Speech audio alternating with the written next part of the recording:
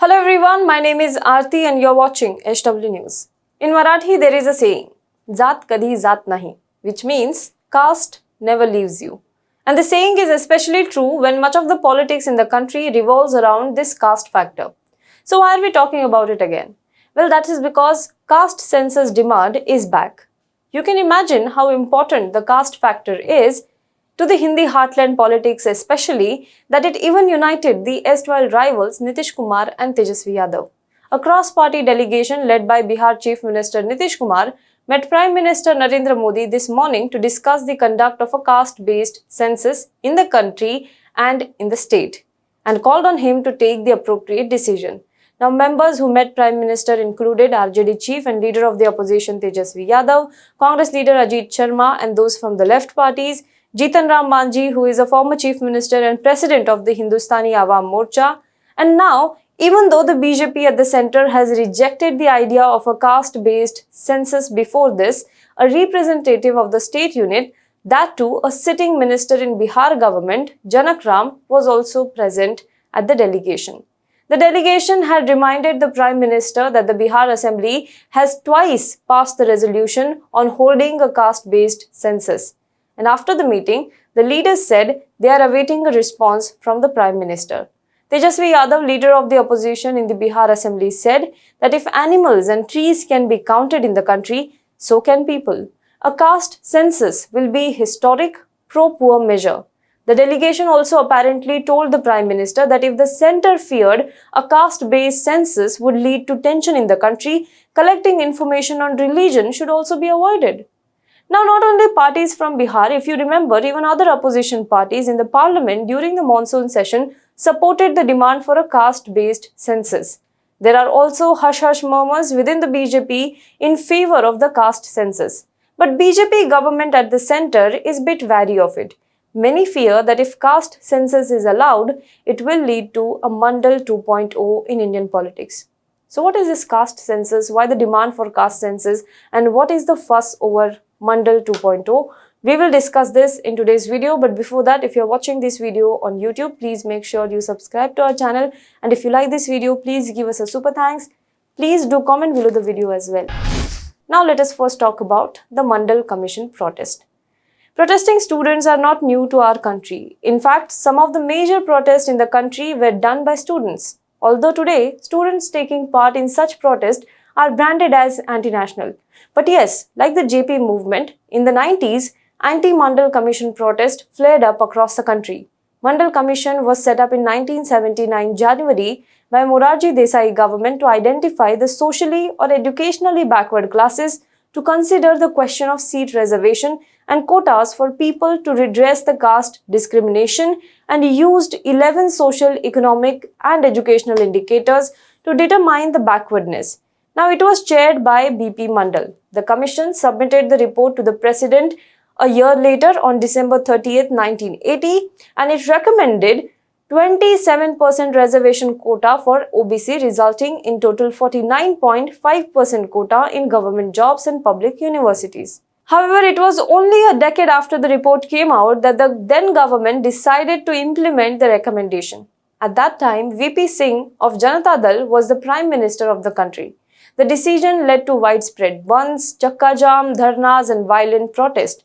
The students actively participating in the anti-Mandal movement went from class to class asking more students to join in. They organized huge public protest, especially in Delhi, which felt the heat of these protests. What was defining turn in these protests was when students, one after another, started attempting self-immolation. While the protest eventually died, it came as a watershed moment in Indian politics. Now let us talk about politics after Mandal Commission. Many political observers say that after the Mandal protest, Indian politics was never the same. These protests also helped to give large popularity to Mandal Commission report and also fueled the political grouping of the OBC caste, which later helped a lot for the strengthening of regional parties, political parties and stronger parties other than the Congress and the BJP, like JDU, RJD in Bihar, Samajwadi Party, Bahujan Samaj Party in Uttar Pradesh.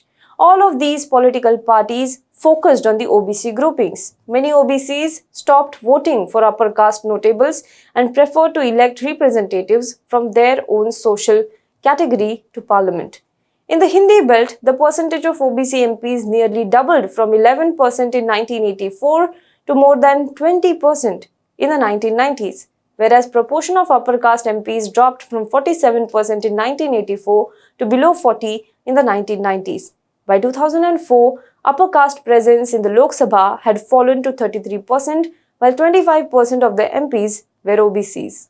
Now let us talk about the anti-reservation sentiments. While the 1990s saw rigorous protest against the Mandal Commission recommendation, the report later got implemented by an order of the Supreme Court without any whimper or a protest. Regional parties focused on the OBC to consolidate their voter banks. Even the OBC had many castes and subcastes under it.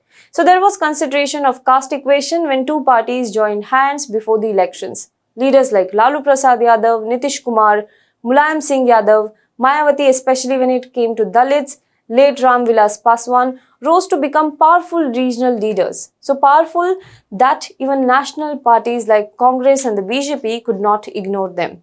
But on the sideline, in general population, anti-reservation feelings continue to simmer even today.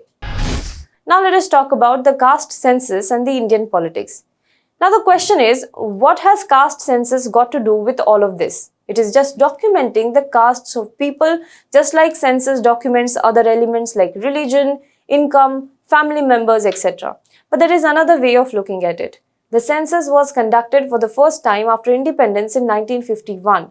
The caste data of SC and ST is published in all the 7 censuses conducted since then, but the data of other backward classes is not published.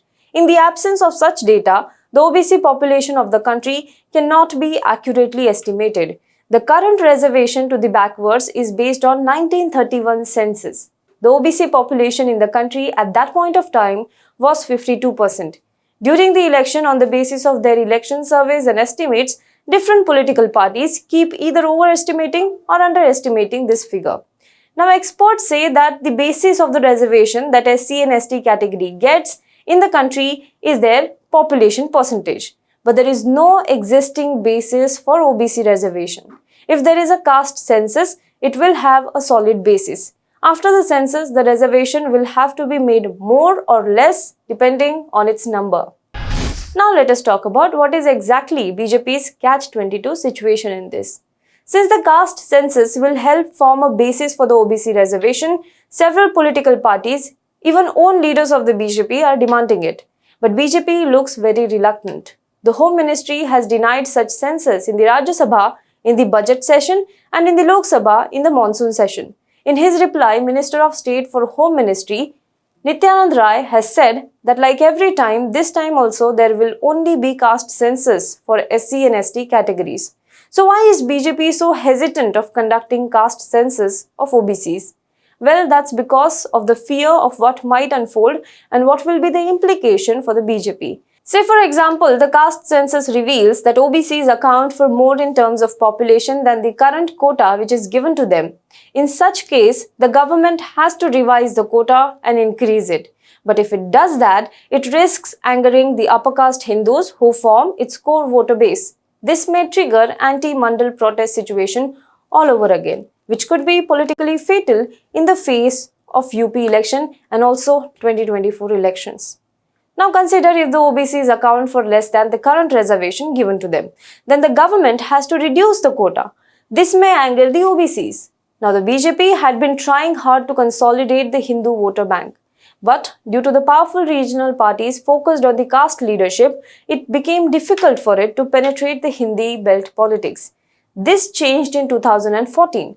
A large chunk of OBC vote bank is now with the BJP. If it touches the reservation now, this OBC support base would vanish and weaken the party in UP Bihar in the face of the election.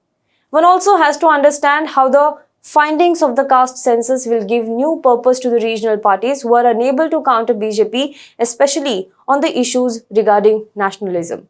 So to conclude, the caste census is like an elixir for the regional parties in UP Bihar, but for the BJP, it is hornet's nest. If stirred, the implication would be grave for the BJP. If caste census demand results into something concrete, then there are chances that Mandal 2.0 would repeat in the country. Do let us know what you think about this in the comment box below. For more news and updates, you can log on to www.swnews.in. Now, before I end this video, few months ago, we had launched a YouTube membership program and the support that you showed was phenomenal. But many of you also asked us whether we have an option of monthly or yearly one-time payment. So we have come up with such an option on our website through which you can now support us. You can choose if you want to support us through monthly one-time payment or yearly one-time payment on the website. Now, this subscription plan also comes with certain benefits. So go to our website, check out the support section, and you can check out the monthly or yearly payment options that are listed there, and you can support us. Your support means the most to us. So do subscribe. Until then, stay tuned to HW News.